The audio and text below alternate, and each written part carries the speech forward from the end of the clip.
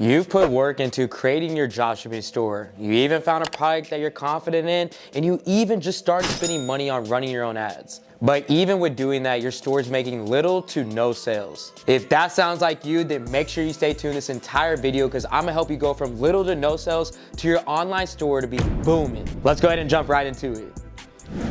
What's going on, everyone? My name is AC Hampton. I'm an 8-figure marketer who gets to teach people how to start, build, and run profitable online businesses. Before we head into the value, each and every week I have the opportunity of handing out a free one-on-one consulting call to one lucky winner. So if you want to be able to win that call and get all of your questions answered, all you have to do is smash that like button down below, and in the comment section down below, comment the word dropship with your biggest takeaway from this video. With that being said, spots for one-on-one help within my one-on-one mentorship for this Q4 season are almost gone. It can't be.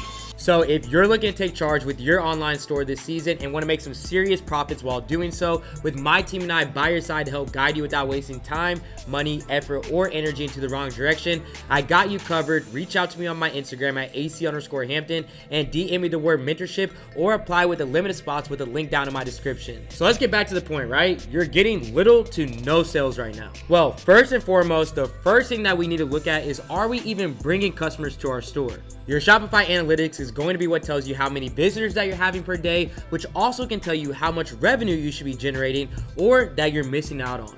So if you head over to Shopify, and by the way, if you ever want to get started with Shopify for 3 months, only costing you $1 and a 7-day free trial, no credit card required, go ahead and check it out with the link in my description. When you're actually on Shopify, what you're going to do is head over here and click on this analytics tab. And on this analytics tab is going to show you the sales, the sessions, the returning customer rate, conversion rate, average order value, and your total orders. And you can see with the total sales, with the sessions that are happening, they're generating you a thing called a conversion rate. And your conversion rate is basically just saying how many people are coming to your store versus how many people are actually converting to real purchases. And the typical industry conversion rate for this for all Shopify stores is sitting at 2%. And you see your boys already beating them industry standards over here. But you're watching this video right now, so most likely that might not be what's happening. So if you're not doing this and you're not converting at these industry standards, or you're just not getting visitors to your store, then you're running into two separate problems. But the first one that we're going to dissect is you not getting visitors to your store. When it comes down to it, Facebook, Instagram, TikTok, Google Ads, all these social media platforms do require you to bid against other competitors, which means with every product that you're trying to sell, you are in a bidding war. And the only way to beat out your competition and continue to get more and more customers to your store is by having better ads, which are going to allow for cheaper traffic to come into your store. And the way that you're able to do this is with creative testing. What is one of the biggest mistakes I see a lot of people doing is they're going out there and they're buying advertisements from these different video editors or trying to reuse content that's already out there in the market and head straight into a purchase campaign. And then they sit there and wonder why they're not getting any visitors to their store. Well, the simple and most straightforward reason is because you did no further validation for what ads will actually succeed on the market and gaining customers' attention and bringing that cheap traffic to your store. And I have covered the entire setup of creative testing in this video right here, so make sure to go ahead and check it out. But just to break it down very simply, creative testing is what allows you to test out different thumbnails and different videos surrounding your product against each other so that you're able to see which one's going to give you the best result and the traffic that you're looking for. Just because you go out there, find a video editor who's a professional and you get video ads made from them, or you're using something that's already shown to work for other people who are selling the same product, does not always mean that it's going to work for you. You have to test out different variables, figure out which one's actually going to prove itself based off of the data and not yours or mine opinion, and use that data to reflect the success that you're looking for. And here's a perfect example of how I do creative testing and how I understand what's going to work and what's not. So you see in this example right here, I already tested out thumbnails and now I was testing out new videos, which is why you see thumbnail 1, this was the winning thumbnail that's already proved itself to me. And then you're seeing video 1, video 2, video 3 as I was testing out these new videos. As you see in this campaign, my primary text is the same on every single one of them. My headline is the same on every single one of them, and my description is the same. And even the thumbnail is the same on every video. But the thing I was testing in this scenario was what video was going to convince the customer the most to actually click on shop now and come to my website. So you see, if I click on thumbnail 1, video 1, it will show me this video right here. Compared to thumbnail 1, video 3 will show me this video right here. And lastly, thumbnail 1, video 2 is going to show me this video here. So you can see in this creative testing campaign, I started off with testing 3 thumbnails first. Once I found that winning thumbnail, I then tested out 3 videos right after that. And these were both in 2 separate campaigns. And when I was testing these videos out against each other, I was just showing off different features and different benefits surrounding the product, so I was able to see what benefit of the product is actually the most appealing to my audience. And if you're testing your video out for your thumbnail or your video, these are some of the metrics that you should be looking for. So starting off is the highest click-through rate, which shows you that it caught shoppers' attention and they were clicking into the advertisement. I typically like to look for a 7% or higher. And you can see this was doing really well. This one had 9.40%, 8%, 9.33%. So this one right here is already winning. The second is the lowest cost per click, which is going to tell you how much people are actually spending on clicking on your advertisement, which I like to see under 6 cents. And again, I'm seeing 5 cents, I'm seeing 6 cents, and I'm seeing 5 cents right here again. So right now, I'm right between these 2 thumbnails. The third is the lowest cost per unique link click, which is going to tell you how much it's costing for somebody to take an action on your advertisement to visit your store, like clicking on the website link or clicking on shop now. And with this, I like to look for it to be under 8 cents. And you can see across the board, I was getting around 7 cents. And lastly is CPM, which stands for a cost per 1,000 impressions, which is saying how much is it costing versus the impressions that you're getting. And with this, I like to look for anywhere between $4 and $6. Which you can see this one had $4.38, this one was $5.50, and this one was $5.05. Once you actually get those numbers in your creative testing campaign, doesn't matter if it was thumbnails or videos, you then will go ahead and measure which one is actually working the best for you. So basically out the gate, I'm gonna go ahead and get rid of this thumbnail 1, video 1, and I'm going to go between these 2. So this one had a lower cost per click than this. This one had a higher click-through rate than this one. This one had a lower cost per 1,000 impressions than this. And they both had the same cost per unique link click. So right away, since thumbnail 1, video 3 is winning more than thumbnail 1, video 2, that was the one that I chose. So once you're getting the numbers that we just talked about and you verify that the ads and the thumbnails are going to work for you, bringing in the cheapest traffic to your store and giving you the ability to win the bid against your competition, the next thing that you're going to head into is your first purchase campaign. And that process right there is allowing me to get traffic to my store and doing it for the cheapest cost, all while beating my competition and already having a strong creative in the market, which is ultimately only going to bring more profitability back into your pocket. Now that you know how to get past the problem of not getting customers to your store, let's head into the issue of actually seeing visitors come to your store, but never being able to turn these into a real purchase. But before we head into that, if you're having any questions about this video at all, or about how to get started successfully, head over to my Instagram at AC_Hampton, DM me the word YouTube so I can reach out and help out in any way possible. Remember, it's not about how much money you can make in this world, but how much knowledge you can teach others to change their life. DM me the word YouTube if you're stuck at all. So starting off with number 1, your product description is not convincing enough,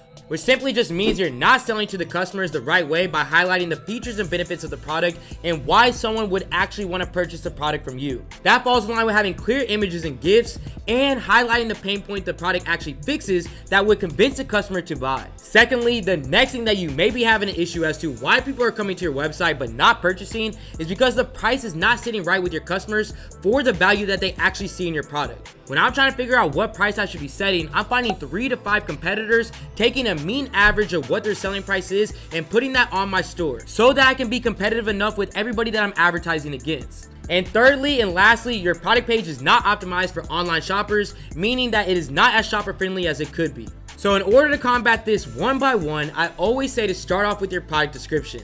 When building the product page out, you have to be thinking like the shopper, meaning if you are buying this product, what would you want to know about it? How could the product benefit you? And what images are going to pull your interest? So let's go ahead and take a look at a product description that clearly delivers all of those and one that clearly does not. As you can see, this product description is showing very high quality, non-pixelated images and actually showing people using the product. They even show the steps of how to use the product. And as you can see, when we click on the actual product, we're seeing white backgrounds behind every single one of the variants. This is going to give the product a professional feel and the overall page a very clean look and a very clean layout. Then as you see, I'm scrolling down on the product description, you can see the main reason why people are coming to my store. I'm addressing that problem out the gate. This immediately puts that problem back in the customer's head, where you can then continue to show benefits that continue to convince them that this is the product that they need and not just want. As you see, I have the problem right here, but then right under that, I have an immediate solution. And that solution is the features and benefits that my product can provide this customer. And I do like to break up each benefit or feature of the product with a high quality image or GIF that shows off the benefit that you just mentioned, so that you can now hit two different types of people: the people who understand more with just reading and those who understand more with visuals. So you see how precision is the feature of this product, and the benefit is the laser treats many hairs in a fraction of a second with each pulse. And say you don't read any of this at all and you understand better with visuals, well, I have a visual with a GIF or image right under that that's going to show off exactly what I just put in text. Works on any body part, showing the same thing happening again, and so on and so forth. And this is a great product page, and that's because I actually was the one that built it. Now, moving on to a product page that can use some work, let's go ahead and check it out. Now, straight up, literally the only thing good that I can say about the store is that they clearly highlight the sale that they've been having, but even with that, it's no longer summertime, so they're way behind on that. This is going to be the first thing that people are going to see, and they're not even going to trust you because they realize we're not even in the season. As soon as you head into the store, you have absolutely no idea where to look. I mean, the product images literally just look photoshopped, and there's just so much happening before I even scroll down past this point. And as we head into the product description, you can see that they try to highlight different features and benefits of the product, but it just looks like a lot of text. And to make it even worse, they try to throw this very pixelated customer review image on here, and you can see that this is pixelated. They probably don't own this image as there's a watermark, and ultimately this is not going to convince anybody coming to their website. And this how to pay section is never necessary on your store, as this should be something after they added the product to cart. To make matters even worse, the product images that they're putting down in their product description don't even match with the features and benefits that they're trying to get across. Now, this is a pure example of what your online store should not be looking like. But if your product description looks more like the first one that we just covered and you're still struggling to get purchases, I suggest starting off with one change at a time. Meaning, if you want to change some of the features and benefits that you're showing on your product description to see if you can actually convince more people to purchase from you, you don't want to change too many variables at one moment because you won't know what's working and what's not. One way I would do that is go to Amazon, type your product in Amazon, go and filter down by the 1-star reviews, and these actual 1-star reviews are going to tell you what people want from the product, so that you're able to appeal more to what people are wanting on your product description, as long as your product is providing that. Your opinion, my opinion, doesn't matter. If we really want to sell any product, all you have to do is listen to the audience. If you could just give people what they want, they're going to come back every single time. Then once you change those things up, you would let it optimize on your store for 24 to 72 hours and see if it increases or decreases your conversion rate. So let's go ahead and say we look at the analytics of our store and we notice after 3 days that it doesn't decrease your conversion rate.